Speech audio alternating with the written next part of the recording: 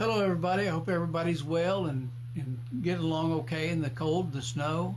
I wanted to give you a depth report, but I really can't because the wind blew so much. I got some places that are almost 2 feet, and some places are 3 feet, and some places that are 8 feet, and some places that are 10 feet. I went ahead and checked it in the back of my bed of my truck, and towards the back of the truck it's 8 inches, and towards the front of it is almost 11 inches. So I'm going to say 10 inches of snow is what we got up here. So it's a little cold, but we survived it, and the power's still on, and I'm able to go ahead and bring a message to you today.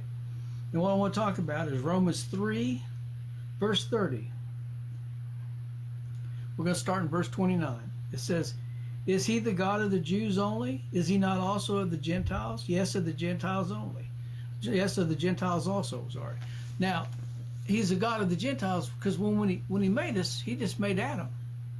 Okay? He made Adam, and then he made Eve, and then we're all from that line. They got wiped out during the flood, and then we're also the children of Noah and his 3 sons, because we're all come from that line. So whether you're a Jew or a Gentile or whatever it was, you still come from the same line. So he's still the God. He's the one that made us. But what does it say? It goes on to say, "See, it is one God which shall justify the circumcision," that's Israel, that's the Jews, "by faith, and uncircumcision through faith." Now see, it gives us a totally different way of salvation. One's by faith and one's through faith. Now, I've heard a lot of people try to explain that, say it should be by and by, or it should be through and through. And they're wrong, okay? That's just how it is. If they needed to be said that way, the translators would have said it that way. But they said by faith and through faith. Now, what does that mean? Okay, so, excuse me. By faith is you get it by doing. So you have faith, and then you take that faith and you put action to it. Okay? Noah, he's an easy one. By faith, Noah built an ark, saved his people. God said, build an ark. What does Noah do? He builds an ark. Abraham, by faith, when God told him to leave his country, what did he do? He left his country. Hebrews 11 goes through a list of people that did things by faith. So their faith was measured in what they did. Abraham offered up his son. You see, that's a lot of faith. But we're different. We don't go by faith, we go through faith.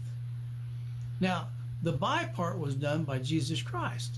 He came, and by faith he died on the cross. He was buried, and he rose again. Okay, so the thing that helps us understand that is we rest in the by faith work of Christ. Our actions do not make us any more faithful or unfaithful. Now, it has to do with our rewards, but it doesn't have to do with our salvation and what God is going to do with this. If you get saved the very moment the rapture happens, you're just as saved as somebody that's been saved for 90 years and has lived a perfect, pure life. You're just as saved. The problem is, have you accepted it?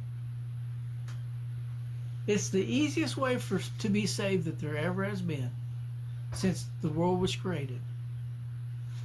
It's by believing what Christ did on the cross for you. Accepting it and trusting it, putting your faith in it, putting stock in it. And if you haven't done it, I encourage you today to go ahead and do it, because we don't know if we have a tomorrow. We don't know if we have the next minute, the next second. And I do not want to see anybody that I know or don't know who's heard this message and had an opportunity miss it. Because that's the whole reason Christ came, is to save sinners like me and like you.